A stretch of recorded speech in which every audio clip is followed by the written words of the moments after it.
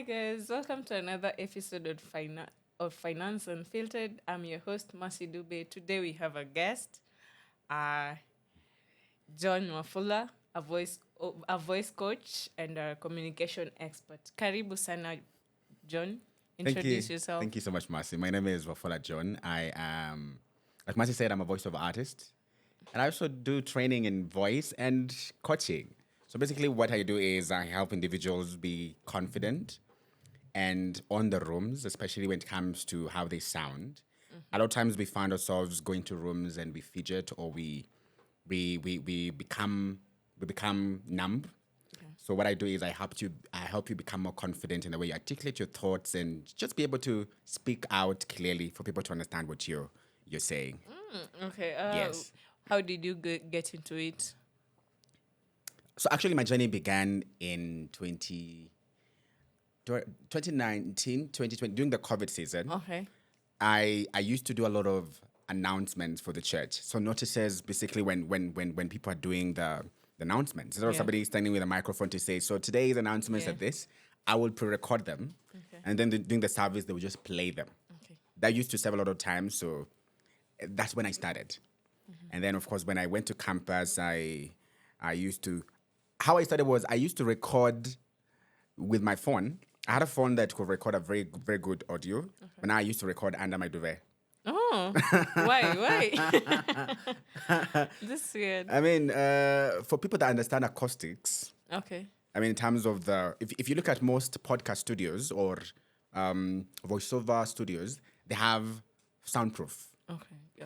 So for you to be able to get clear quality sound to avoid echoes and all that, there are a lot of material you have to insulate your room with. So I was like, I don't have that. The only thing I can do is use my duvet. So I would get into my duvet and then record with my phone. And then I had a bit of knowledge when it comes to the Audition. Audition is a software that is used for recording and editing audio. So I would record my phone, then of course upload it on Google, convert it to MP3, download it, then upload it on Audition, then edit because I need to clean it up. Yeah. But then after that, God blessed me with an equipment, so I'm now able to record like studio quality audio from my house. Okay. Yeah. Okay, so I never really thought about it like when I was starting out. It wasn't something I had really thought about. I used to get a lot of comments. I mean, when I was it class 8? Yeah. I just used to brush it off. So I think when I got into, the way you finish class 8 and now you're doing not class 8, high school, and then now you're doing university placement. You're trying to register for university. I wanted to be somebody in literature, somebody in music production because I loved music. Well, before that, I wanted to be a surgeon. I don't know why. And then sciences were like, you'll have to continue this journey without us. So, but the language were like, yeah, we are friends. So they are friends for life. Friends for life. So I didn't really think about it from the start. So this journey began when I got into, during the COVID season, when people told me that, yeah, you have a good voice and you could literally do this. Now I started practicing like I said, I would do the notices for the church. And then when I went to campus, now I started training under the duvet. So I would go online. I would look for video that is not voiced. And then I will download the video and then I do a script for it and then record, then layer the script with the video and then post it. Okay. Yeah. So over time, at least I had something I could, if somebody wanted to see some of the work I did, it's not like something I was paid for, but at least I had a demo I could send to somebody and tell them this is what I did. And yeah, that's basically what I'm doing. So it wasn't something I had seen in the start, but eventually it became something I could monetize. Okay. What did you study in campus? Oh, first of all, shout out to Mo University. I went to Mo University, Eldred. That is the main campus. And I did a BA in Linguistics, Media and Communication. Okay. Yes. What did you love about campus? Campus experience was more of the people. Okay. The environment was amazing. I mean, I love Moi. The environment was amazing. But now the people. The way we are told, a country is the people. So a university is about the people, by the way. Yeah. I had a very good community that really helped me to grow in the area of. I am also into music, so the community I had in Moi is also what helped me to really become good in what I'm doing. Yeah. The that is what will be my highlight. So I loved the community more than. I'm not saying I didn't love the studies, but the community was like the highlight of what campus life was for me. Okay. Yes. Back to growing up. Growing up, how was what did money look like for you? Yeah. Well, money was money. Yeah. I grew up in Kakamega Okay. in a village called. Well, it's a very funny name, but it's in Kakamega County, Malava constituency. The village is called Mkava Kava. What? It's a very It's not funny. Shamahoho. Okay. Since Galagala, it's Mkava Kava. Okay. So the my experience with money when I was growing up is, of course, when I was very young. Remember I left Kakamega in 2009. So before that, I was very young. So my experience with money was, this is one very valuable item. Yeah. If I'm given 10 shillings, for example, to go get a matchbox, what 2 bob? Yeah. 8 shillings must come back to my mom's hands or my grandma. So I viewed money at that time as something very precious, something very valuable, that you can't just like joke around with it. You have to make sure you take care of it as much as you can. So yeah, it was something I saw to be very, very precious. Okay. Yes. Now getting into high school, how was it? Did you have enough to sustain yourself? Did you have to maybe work during the holidays to sustain yourself? I didn't really have to. I can't say I worked. I'm not even sure I had the brains of like looking for a job. But I would say it wasn't like an easy like journey. But I don't really find myself like going to work to literally get me going. The support I got from my aunt and my family helped me through high school. I can't say it was easy, but I managed. Yeah. Yeah, I managed. Yeah. Okay. Yes. Going into campus, did like most people in campus, they have to like study and work. That's the reality. Did you have to find yourself in those spaces, or was it smooth for you? I think campus was the smoothest I had. More smooth than high school. Okay. At some point I had to. I did start a business. When I was in campus, I did start a business. I try to cook. I'm not saying I'm a very good chef, but I try to cook. So I started a kitchen called JW's Kitchen, where I will do food for campus students, comrades. You know, at a comrade prize. So I used to live outside because the universities have this tendency when you get to second year, you're kicked out of the main hostels to create space for the first years. So when I got out, I was living outside. Like I got a space to live outside the school. So I had my, gas. When you're in campus, you have like 1, 2 sufurias and the most important thing, yeah. So I used to do I used to do food for students. So sometimes when things get so bad, I would get a few coins here and there from the food, and it will take me like for weeks. Okay. But I'm not saying that was the only option. I mean, there was support, yes. Yeah. But then whenever now money runs out, you had things to do and money runs out, I will always have the backup plan from the business I was doing. Okay. Yes. Is it still there? Well, I put it on hold because the market was comrades. Yeah. So when I left, it became a bit hard to continue because the market in school is very different outside. Yeah. It means you have to really strategize and begin to look at who are your customers. And hotels are everywhere. People are cooking. And so, I mean, the question is why should I buy your food and not the one I've been eating? Yeah. So that's why I stopped. But it's a dream I still have. Look out for JW School. Did I say JW School? JW's Kitchen. Okay. JW's Kitchen. Oh, it's because I ran a school. That's why I was like, yeah. Okay. Yes. You run yes. a school. JW School of Speech is now my brand. Okay. Yes. What does it do? I offer coaching, one-on-one coaching and communication. I offer webinars. I offer corporate workshops.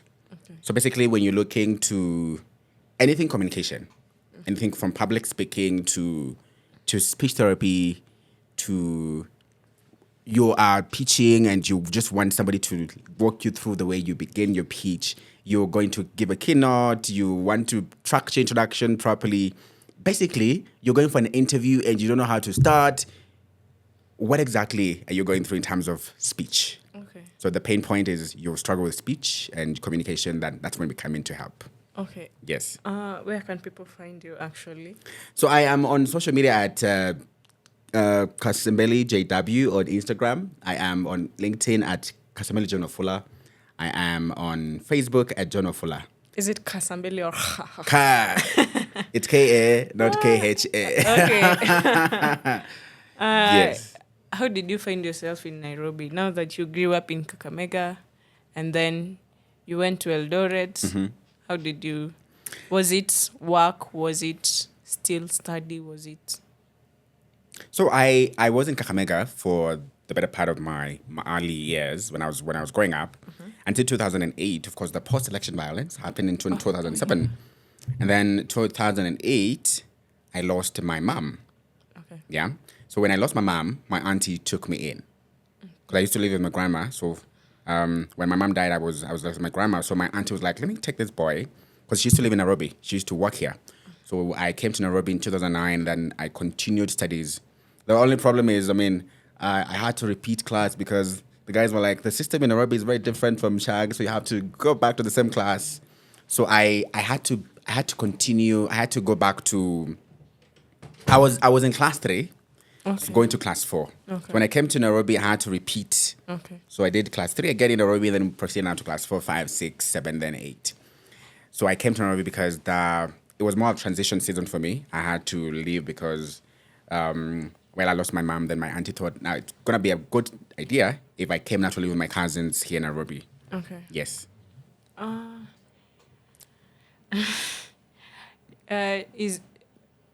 Did what you studied in campus help you in any way? Did you get a job or something? Well, I haven't really gotten into corporate. Basically, what I'm doing now is when I finished campus, I went for internship. I interned with a brand called Bookbank. Bookbank is a brand that is really working to renovate the oldest library in Nairobi. Do you know what it is? Kenya Library? No, the Macmillan Library. Oh. Okay. Yes. So the Book Bank is a non-profit organization that is working to renovate that old library. Okay. But then it has also 2 other libraries in Kaloleni and Makadara. So I was part of the communication team. So I went in as an intern for 3 months. And then when I got into Book Bank, because I did communication, I did linguistics, media, and communication. So communication, basically corporate communication. Everything that happens in an organization in terms of communication. Social media, email, doing of newsletters. So basically anything to do with communication. When I finished my internship, somebody introduced me to a community that really shaped my mindset when it comes to employment and job and entrepreneurship as well. The community is Arctic Chapter. I know. Shout out to Arctic Chapter. Shout out to Arctic. Liz was here. Shout out to Right. her. If you haven't watched Liz's episode, kindly go back and watch. Yeah. So somebody introduced me to Arctic Chapter. Her name is Charity Mbida. Thank you so much, Charity. That was Shout like out to Charity. Charity Mbida. She is the founder of Kaizen Consultancy. Oh, okay. Yes, Kaizen Consultancy. They do PR, they do communications and team building. So she was like, you have time. I think I should plug you to this community. So when I was introduced to Arctic, that was like last year in July.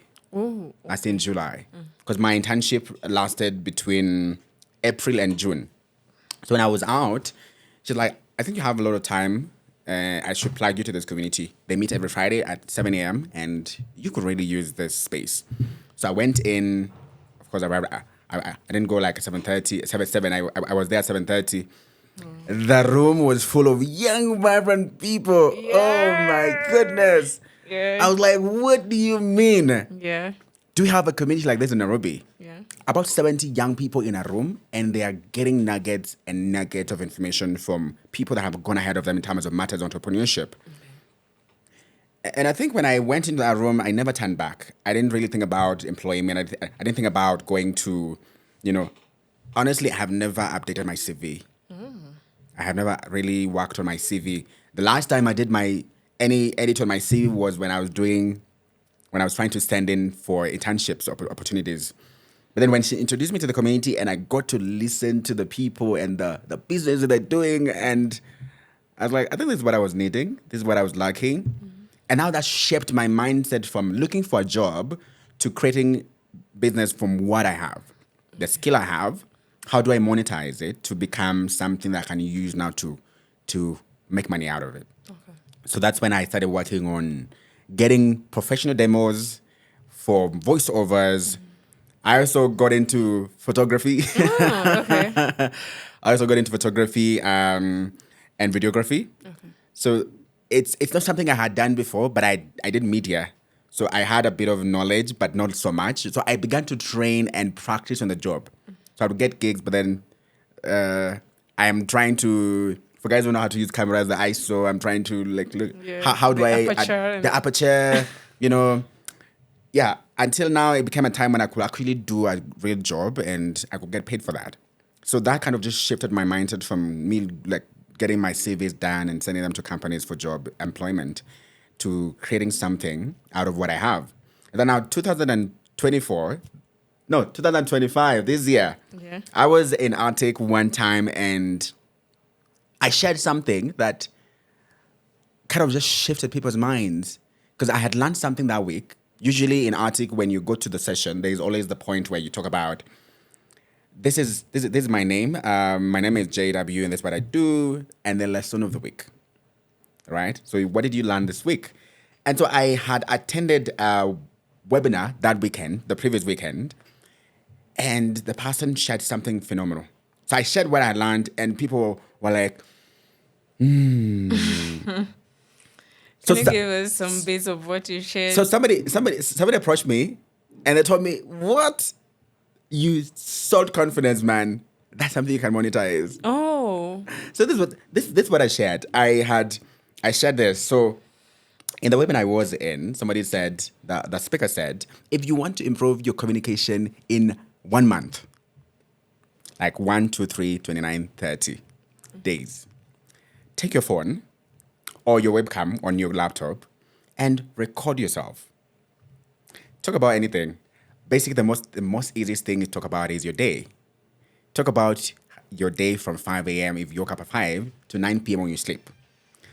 I woke up at 5, got into the shower, talk about the preparation stage, talk about going to the matatu stage, getting to the office, what do you do, the people you talk to, conversations around your work, everything that happened during the day. And then leave it for 24 hours and then come back to that video and then review it in these 3 ways. The first review is vocal review. The vocal review is basically how do you sound? And what you do is you take your phone, you play the video, but then you flip it on the table, not looking at yourself, just listening to yourself. And you're going to be checking the speed. How quick are you speaking? Are you too fast? Are you too slow? Listen to how clear you are. Are you mumbling? Are there words that are not clear? Listen to how you're breathing. Listen to the volume. Listen to the energy in your voice. If something was exciting, were you excited? Could you literally say, so can somebody hear excitement in your voice? So checking all the areas about how your voice sounds. That's what we call vocal review. And then the second thing you do is do visual review. So you turn the volume down of the video, but then you just look at yourself. Okay. So look at how you using your facial expressions. Look at it. If you had your phone on the stand, how are you using your hands? How are you using your? Are you fidgeting? Are you looking at the camera or you're looking on the sides? If you're standing, for example, how is your body language? How's your posture? So basically, what entails what people see when they speak when they see you speak is what you're looking at, and then of course you're having a notebook. You're like, I like that. I didn't like that. So you have like a notebook with two a line in between what I liked, what I didn't like. So you're reviewing yourself vocally and visually, and then noting what you like and what you don't like. And then the third thing you do is just have the entire speech transcribed, like the entire video transcribed. And then look at the difference between your speech in terms of spoken and written. Okay. Is there clarity?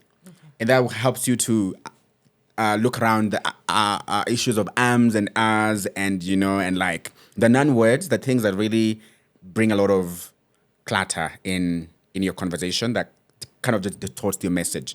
So I share that and people are like, okay. So the guy told me, do you know that you can actually monetize that? That's something you're so confident. If you could package that, it's something people will be willing to pay for. So that's how my coaching was born. Imagine. JW school. Yes, that's how it was born. And the next day I was looking at how do I now monetize that? Yeah. So I went into, because I have a background in linguistics. I have a background in being a voiceover artist and being behind the microphone. There are a lot of things you have to do to train your voice in terms of clarity, in terms of diction, in terms of pace, intonation. So this is things I've been doing for the last 4 years. And then linguistics is also an aspect that comes to communication in terms of phonetics, in terms of phonology, like the aspect of language. So how can I combine what I did in campus and the experience I have had for maybe 4 years to try and make this a product I can sell to people? So I began to do researches and how can I be able to train somebody who is mumbling to be clear. And I have things that have come around, and nowadays I do that and I train people. I have webinars running bi-monthly. I'm also running an accelerator in the next 1 month, just to almost like a 6-week accelerator. And that's how basically this was born. And I'm really excited of what the future holds. How excited were you when you got your first money, your first check? My first ever check came in when I immediately finished primary. Primary. Yes. Okay, it wasn't like a lot of money, but for me, that was really big because this is the first money I'm getting because I got employed. I got some work to do and somebody paid me for it. Yeah. When I finished school and I was, I finished school in November because we usually we have 3 days. It should be 31st, then 1st, then the 2nd of November for KCP. So next week I got a job at a shoe. Let me call it a shoe store. A teacher of mine used to sell shoes. So he's like, "What did you come in to help me clean the shoes, sell the shoes?" So I worked at that shop for close to 3 weeks, and that was actually the Christmas season. So it was a good deal. I couldn't remember how much it was. I think 3,000, Bob. It was. But 3,000 back then, it was a lot. It was a of money. lot of money. Yeah. You could get a shoe. You can get. I don't know what fashion style was like there, but I remember Christmas clothes were like the real deal. You need to get yourself a good shirt and a good trouser and some nice shoes. So 3,000 was enough. Of course, you have to get something good for the stomach. Yeah. But then the look must also be intact. So that was the first money I ever received as somebody paying me for what I did. Okay.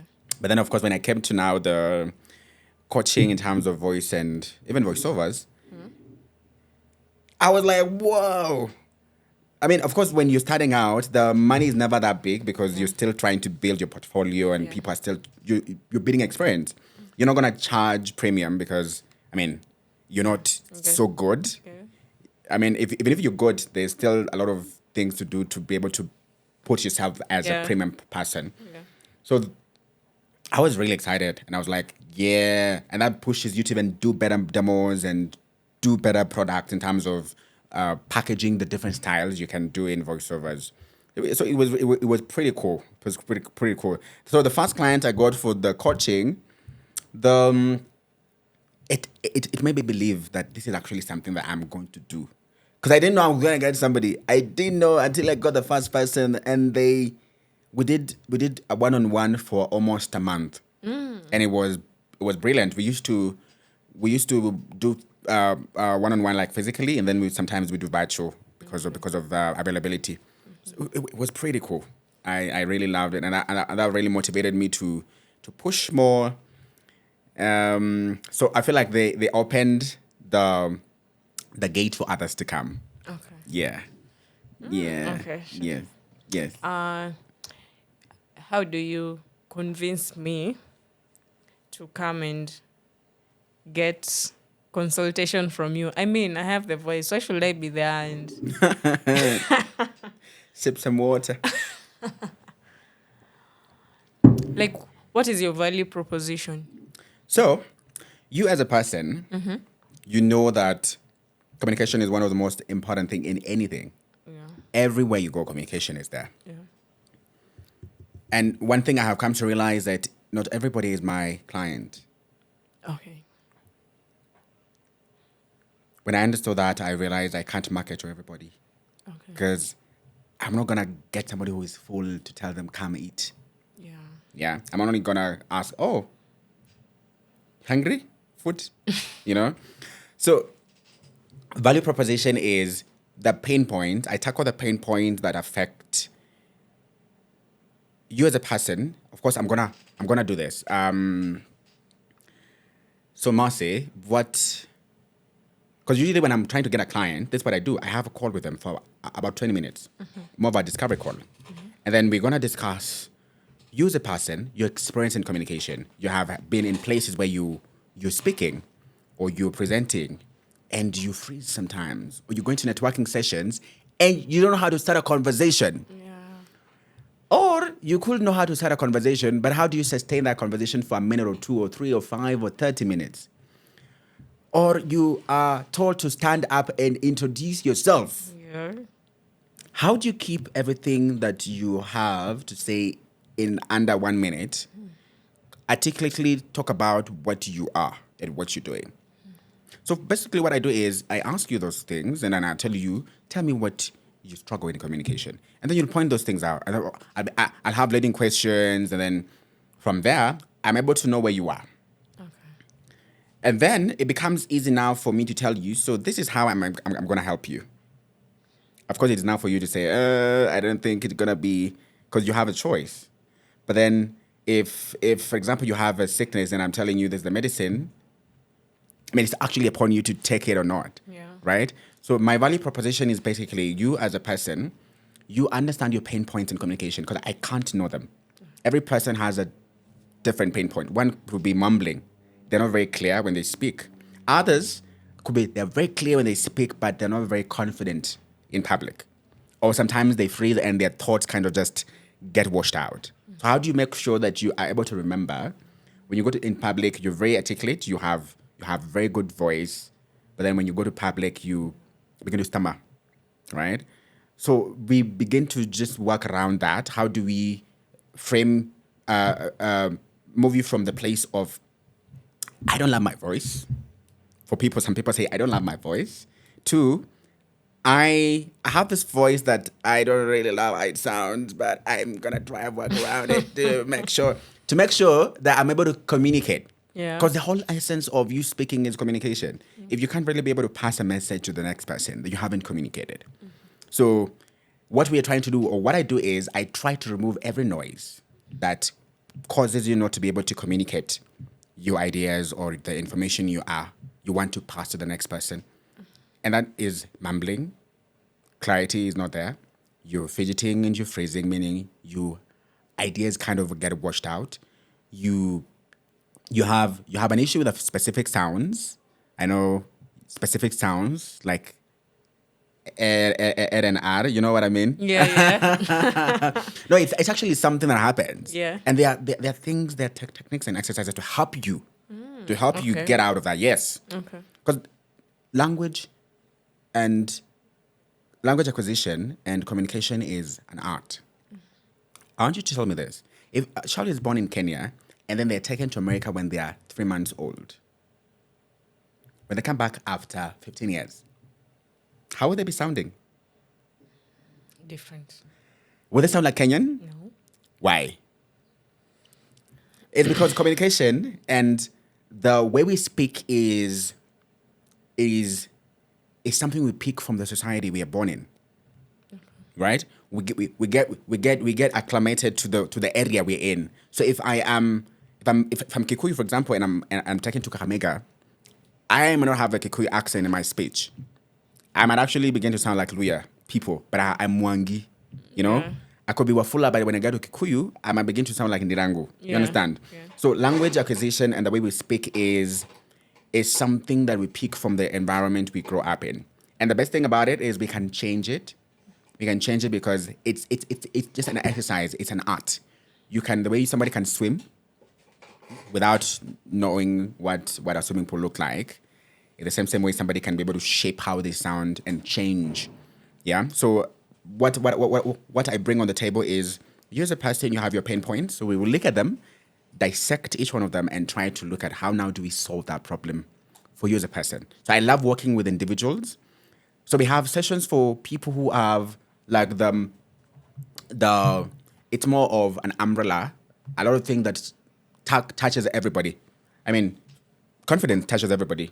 Mumbling touches everybody. But now when it comes to something about you as a person, there's something similar, like something specific that Mercy goes through, Yeah. that somebody else doesn't go through. Yeah. So that's where we try to really hit that nail on the head. This is where we're handling. Okay. Yes. What if I'm coming to you and I don't know my problem? You don't know your problem. Yeah. Like I'm sick, but I don't know where exactly. So self-awareness, okay. For me, I believe self-awareness is one of the most important things. Yeah. But I believe that if you come to us and you tell us you don't have you don't know what the problem is, we will have activities we will do together. And through those activities we are able to just know, okay, there's this part, Yeah. there's this part. Because for example, if I told you, just talk about yourself for like 2 minutes, Yeah. you begin like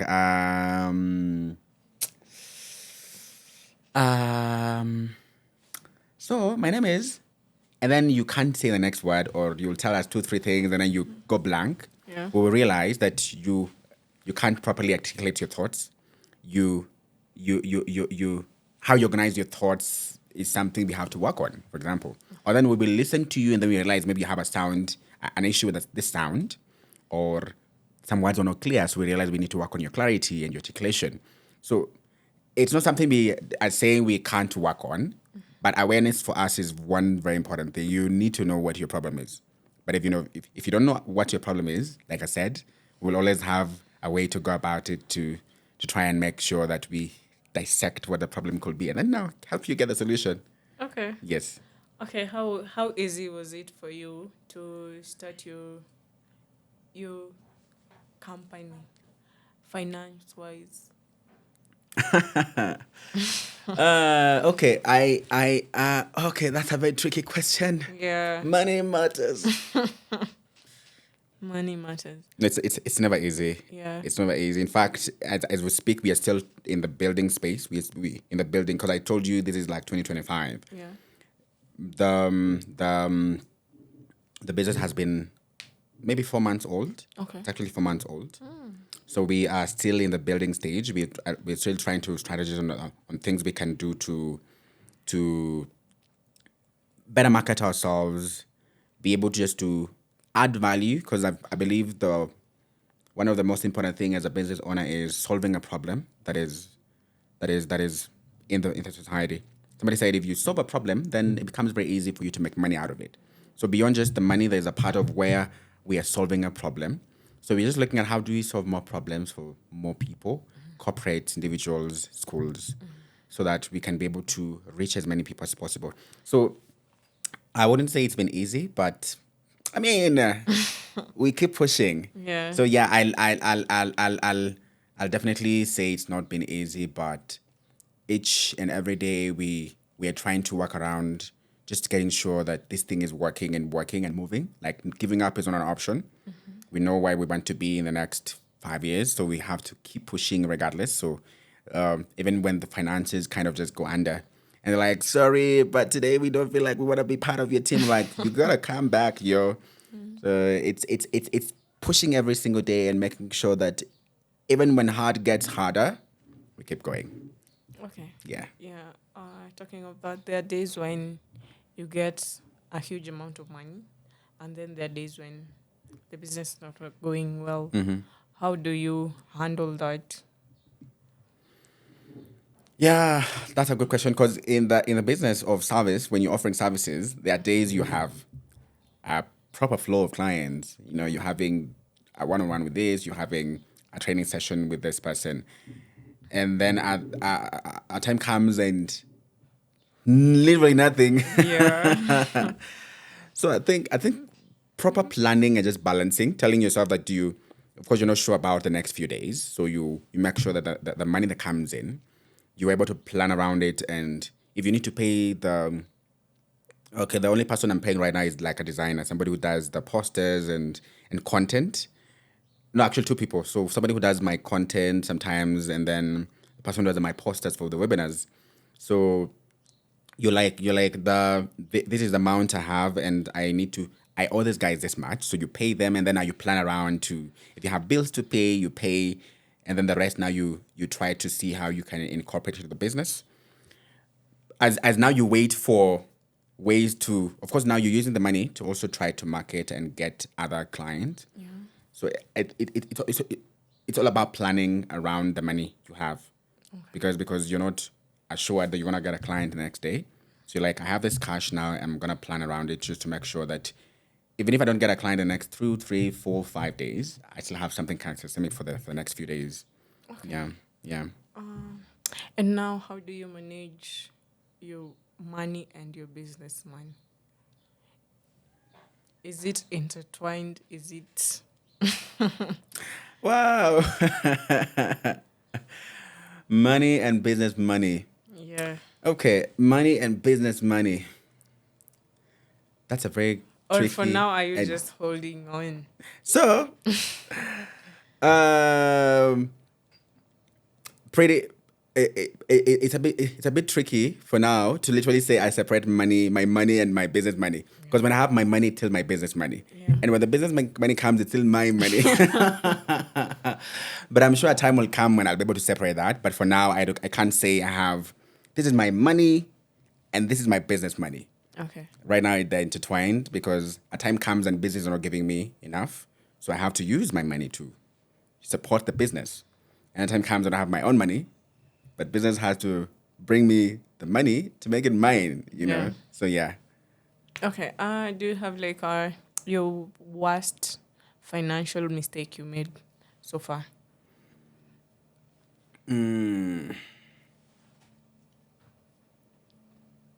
Or your best? Worst financial mistake? Yeah. A mistake you made and you're like, done. Can I think about it really? Can I think about one really? No, I think it's tracking Okay. expenses. Okay. Yeah, I think that's one of the most, because when money is in your account, you see the number, Yeah. and you're like, this is really good. And then the number begins to go down, and then you realize, what? That number was not where it was now, like 2 weeks ago. What is going on? And because you were using like some little money here, you paid this thing, little. You could. I wasn't tracking. So that tracking is what I'd say was the worst mistake, because you don't know how much is going out. You don't know how much you're left with. So before you know it, you're almost out of cash, and you're like, wow, So I think tracking expenses is one of those very, very big mistakes I made. Okay. Yeah, but I'm trying to learn around it, because it's still something I'm trying. It's a culture I'm trying to cultivate, trying just to ensure that this is the amount you have and this is the amount you're using maybe this week or this month. So I think it goes back to the budgeting thing. It goes back to the budgeting thing. Yeah. Yeah, yeah. So that would be one of the mistakes I think I have made. Yeah, that I'm trying to correct. Okay. Yeah. What does financial success mean to you? Financial success means I'm not the guys who say I want to go buy something without looking at the tag. Yeah. I mean, that could be cool, but financial success means I am able to. I'm able to, of course, live a life that I'm happy about without really trying to be who I'm not. Okay. Because sometimes when we have so much or so little, we try to shape ourselves into some lifestyles we could afford, but it doesn't just really make us humans. You understand? So financial success to me means I'm able to live a life that is of dignity. I'm able to sustain my loved ones, right? I'm able to sustain my family. I'm able to make sure they're as comfortable as possible. What do they need? In terms of needs, it's not gonna be an issue at all. Like, call me at 2 a.m. and it's like done. That I don't have to worry about what my kids are gonna eat tomorrow or where they're gonna be studying. Like it's literally for the next 50 years. They are catered for. You understand? Yeah. So it will be just having that security in terms of my family's future. The now, the tomorrow is guaranteed in terms of now matters, resources they need, and all the needs covered. Yeah, yeah. And of course, just looking at the value I'm giving in terms of shaping people and helping them become great communicators, I would look at around the success of me being able to travel anywhere I want to go to do a masterclass, and I am not training. Okay. You understand? Yeah. Yeah. I wanna be like the guys who would have breakfast in Diani and dinner in Okay, Dubai. I get it. Well, it sounds crazy, but I mean, Yeah. yeah, why not? If it's something I can do. Okay. If you weren't working for money, what will you be doing right now?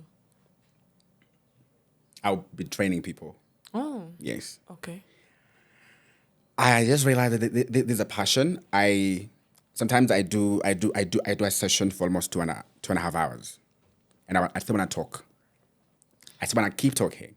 Just say you love talking. I'm a yapper, guys. So I love talking, and I think that's why I feel like I will talk for life, even without being paid. Okay. I will train people like that. Basically, if let's have a conversation and let me try to drive this information I have into your head. Yeah. That will be for me. Okay. And then of course music. I love music, so I will do music for life without being paid. And then what else? Cooking. Yeah. Yeah. I have a few skills. I can't do pizza, but I can try. I can do. Maybe I should learn some Italian and French cuisines. But cooking is also something I love. The only problem is I don't love doing dishes. So Okay. my wife should know. I can cook, but you gotta do the dishes. Okay. Talking of your wife, will you learn what is your ideal partner? Or rather, let's twist the question. Relationships. My ideal partner. Yeah. Well, if you're listening to me, Yeah. my ideal partner would be somebody who. I came to realize that life is, especially love, you're never going to love somebody else without loving you. So an ideal partner is somebody who loves them first. Somebody who loves them, right? So you better love yourself before I can love you. It's not going to be possible for me to pour into you if you can't pour into yourself. Okay. Because what happens is it becomes hard when I can't pour into you. you begin to feel insufficient. Yeah. So you have to love you, respect you, because the more you respect you, then you can respect me. Yeah. You have to be a person that respects the people around you. Yeah. Okay. And of course, your values must just align with the standards that, because I'm a believer. Okay. I am a believer. A believer of what? I'm a believer of, I believe in Jesus Christ. I believe in Jesus Christ. Okay. He's my Lord and Savior. So your values must revolve around my belief system. Okay. Yeah. It's not possible for you to tell me you want to do something I don't believe in. Okay. Right? If I don't believe in, for example, padding, Okay. I won't allow you to do that. It's You're not not possible. a padder. Yeah. It's not possible. So our value system must just align. Okay. The other thing is somebody who is able just to take care of a home. I mean, it's not just about vibes and your vibing. Are you able to take care of something? Especially now talking about building a home together. Are you able to build a home? Like, because a home means we have kids and we have a home. Yeah. 3 kids. 3 kids. you gotta be able to be somebody who's able to take care of a home. And then I'm looking somebody who is a good communicator. Not communication is But relative. you can just train them. I mean, Communication is relative, but I'm looking for somebody who is able to be vulnerable in terms of being true. You are not okay, then you gotta tell me. I'm not gonna assume that you know. Yeah. I could see you sad, but I don't know what is making you sad. I need to know. So you gotta tell me, right? I need to know if you're happy. Okay. So I want somebody who is able to be very open with me. They're excited, then I want to know what exactly is exciting them. I'm not saying you have to tell me everything, but just to be vulnerable enough to share when you're down and be as open enough to tell me things that are happening in your life, because I want to be your support system, but I can't know these things because I am not you. Okay. You gotta open your mouth and tell me. So communication is one of those things that I really value, and an ideal partner will have to have that. We're not gonna be sitting in silence when you're mad at me. You're gonna tell me this is wrong, this is what you did, and I don't like that you did this and this. I'm like, sorry. I mean, I'm gonna apologize better, not just sorry, but you have to say it. You have to say it for me to know, because sometimes we don't know we did these things. Yeah. Yeah. If I know I did it, I'll come tell you. But then if I don't know, you have to tell me. Do you get me? You have to tell me that, yeah, you did that and I didn't like it. And I'll work around it to try and mend things and just make sure I don't do it again. Okay. If you have those characteristics, comment. Eh. If you don't, John will have to make his own partner. No, I know you are there. So if you're listening, I'm not even trying to, yeah. But basically, a partner that makes you comfortable and somebody who also makes me grow. Because I don't want to be in a space where I kind of remain stagnant and they can't challenge me to, I'm not saying I'm not going to grow. I'm really working on that. But then the Bible says that whoever finds a wife finds a good thing and obtains favor from the Lord. So there's something that a woman brings into a man's life that is beyond just the beauty, and the love. There's so much that you carry as a woman. So, and that comes with alignment, of course, with your maker, in this case, Jesus Christ, if you're a believer. So I just want somebody who's you're able to communicate your values, you're able to communicate your boundaries, tell me things you don't want me to do. It's easier to know than just to assume. And then I do it and you get angry. So tell me from the what go, I hate the way you speak to me. Like when I do this, I do not want to do that. I'm like, I will never, So boundaries, just speak. I would like somebody loud, at least kidogo. I speak like this, but I'm not a very loud person. Okay.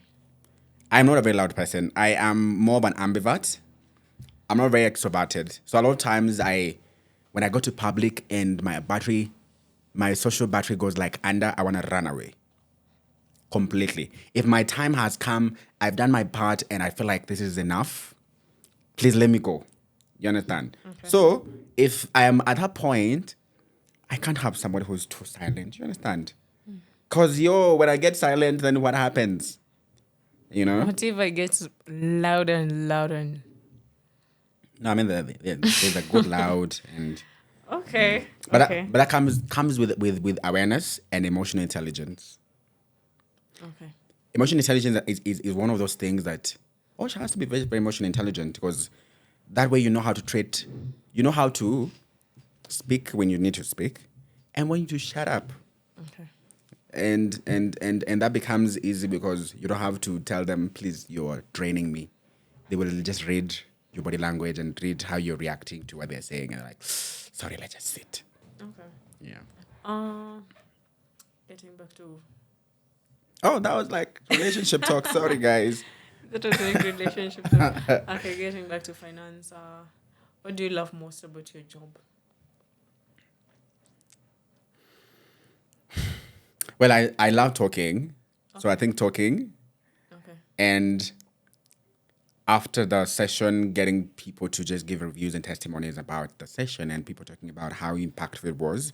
And then getting somebody to say, I did this, I used this technique in my pitch and it worked. Okay.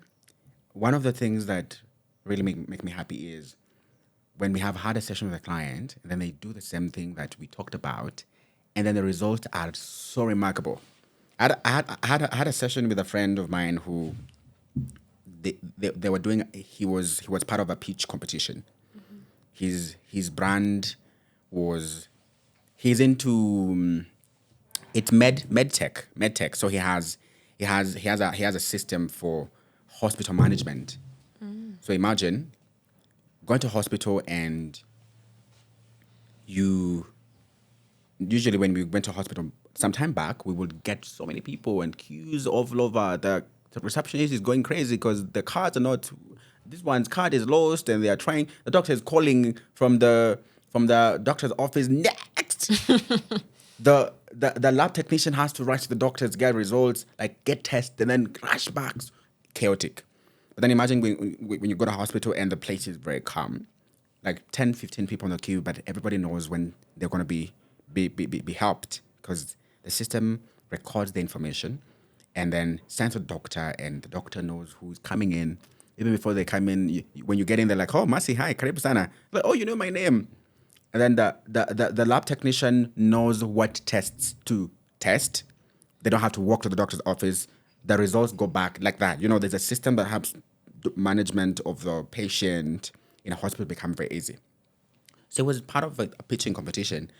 And we just had a session. We went through the pitch, and I wanted him to. So we did a dry run. He did it like twice, 3 times, timing him because he had a limited time. So we did it once, twice, then thrice, and then I listened to what he was saying, and I listened to even the story he was starting with, and I was like, how about if we tried this angle?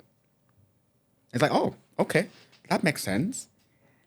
And then we did it.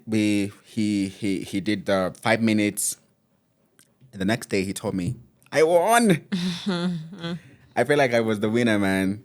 Yeah. So it was really good. Part of my biggest successes, I feel like that's just being able to impact people and helping them be able to achieve what they need. Because communication is, you have an opportunity, but how do you speak that people get to know that opportunity belongs to you? Okay. The way you articulate yourself. So helping individuals just do what they need to do and become successful, for me, is what I love. Yeah. Okay. Yeah. Now that you do whatever you're doing is not what you studied, do you feel like education is still the key to success? Sips coffee. Education is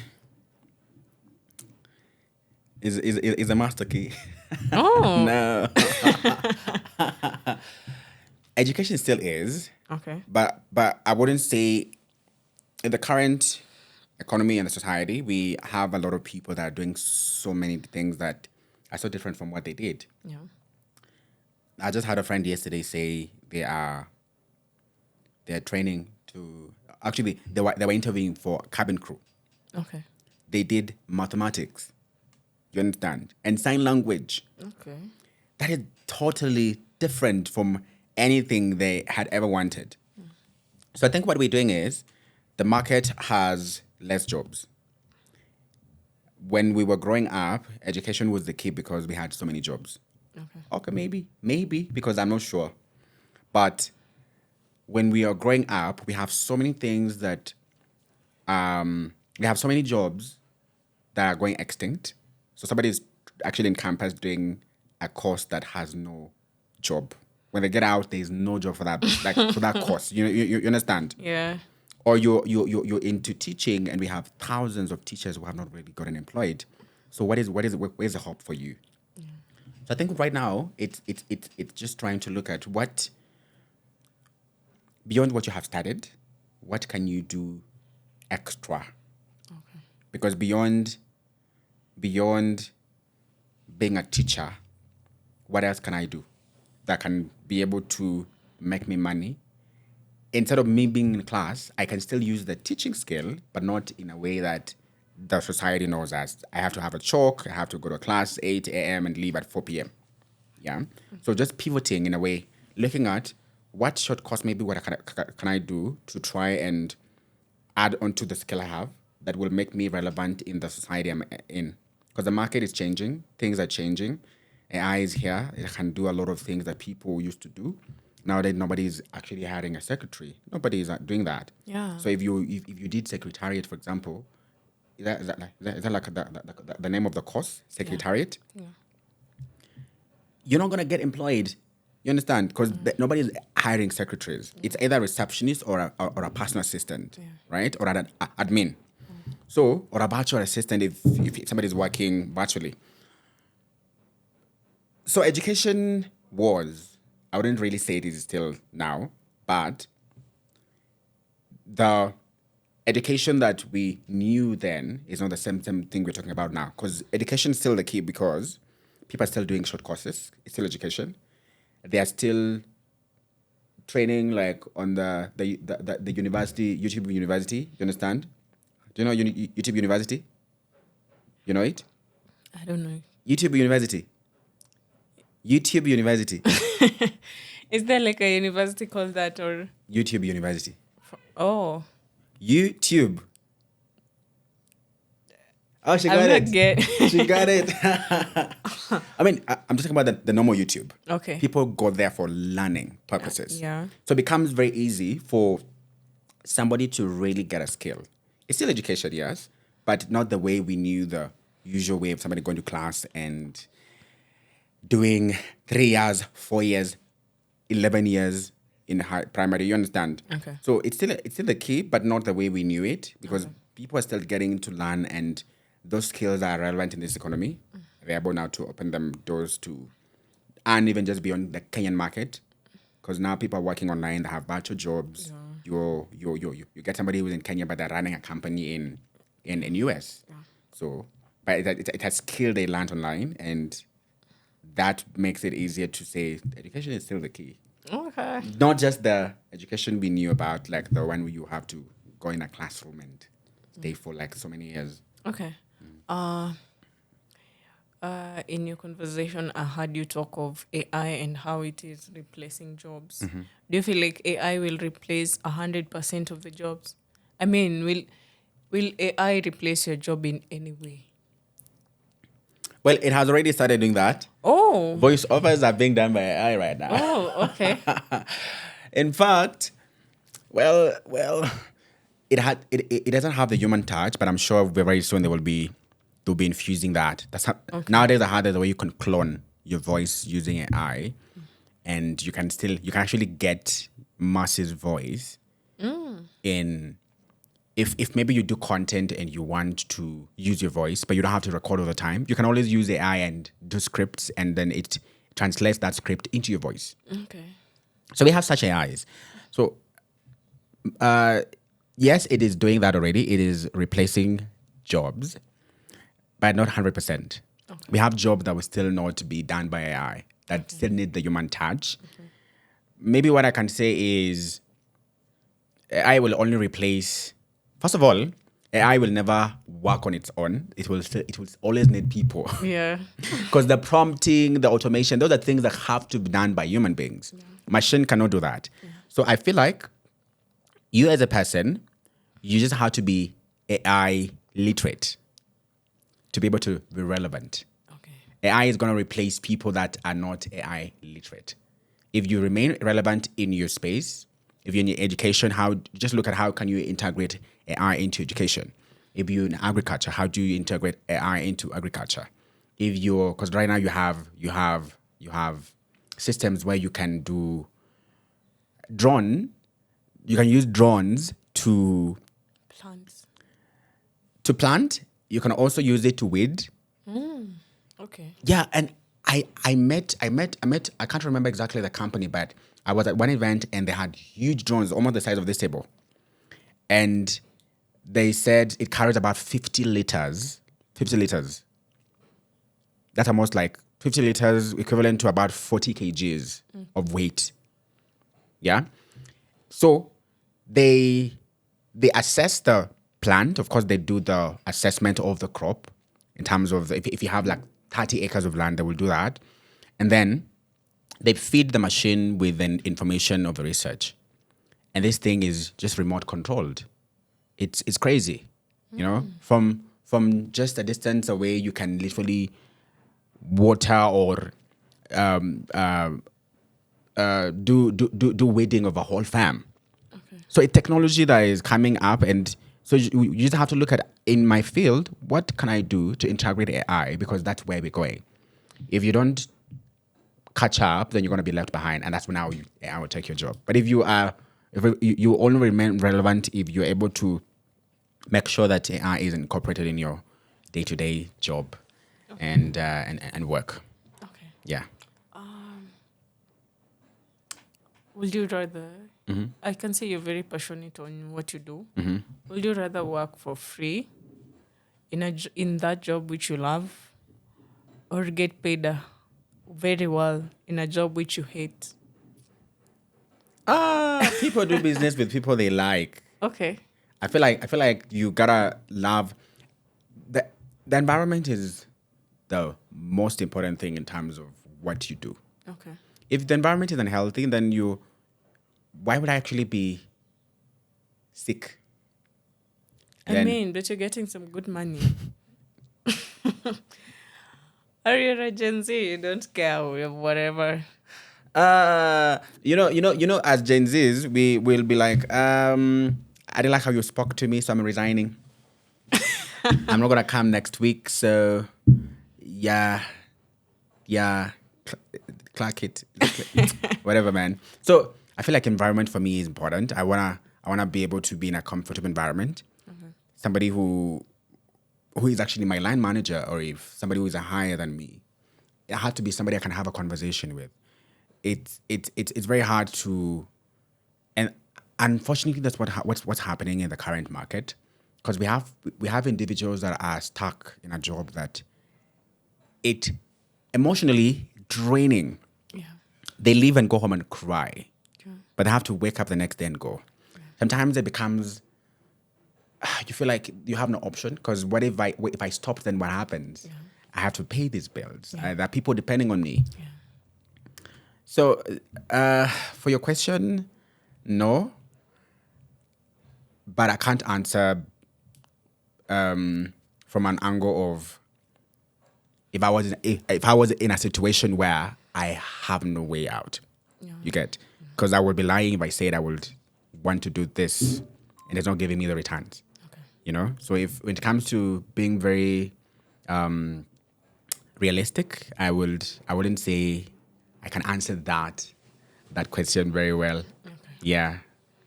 Yeah. Okay. But I love what I do. And I feel like I said, it's something I can do even for free. Okay. But you gotta survive. Yeah, you gotta pay the bill. Yes, you gotta survive. But cause I'm not gonna say I'm gonna just do this thing and the next day I'm sleeping hungry. Yeah. So it all comes back to the environment you're in and the options you have. the options you have. Because everything about business and what you're doing is making money, right? Nobody's going to do something they love and is not making them money. Okay. That's why you're told, like parents, they will tell you, so get employed and then you can now service your passion. Yeah. So you want to try and make sure that you don't go into passion so much and then forget there is something you need to sort. The landlord is like calling. You need to pay some money at the end of the month. So it all goes back to what options do you have? What options do I have that can be able to help me to remain stern and say, I'm doing this. Okay. Yeah. Okay. Your final words. What will you not advise? What will you tell your 10 10-year-old. the younger version of you? What would I tell them or what would I not tell them? What would you tell them? What will I tell them? Life is a journey. And your speed might not be the same with everybody's speed. You don't want to try to catch up with people because you don't know how much they have done to be where they are. So one thing I just want to tell my younger self, if I had a chance to talk to that boy, don't compare yourself, because comparison is a killer of joy. You want to be in the environment you're in. You want to take a step at a time, because I believe that he who began the good work in you will see it to accomplishment to the day of Christ. So I believe that you are not here late. Where you are is where you're meant to be. Take a step at a time and trust God that whatever skill he has given to you, whatever knowledge he's giving to you, and the community he's building around you, destiny helpers and destiny connectors are going to come from them. And they will be able to propel you to the next level of your life. So allow yourself to literally be blind and be deaf to every other voice that comes from the outside that makes you think otherwise. You're loved and God has a good plan for you. So step out there with confidence, knowing that he's got your back. Imagine, he's got your back. That is one thing you should not forget, because the future is just too bright. You got to get glasses and shades because you want to be able to look at that future with your bare eyes. Okay. All right? Yeah. Okay, that's it for today. Thank you so much. Thank you for staying with us till the end. See you in the next episode. Bye. Bye.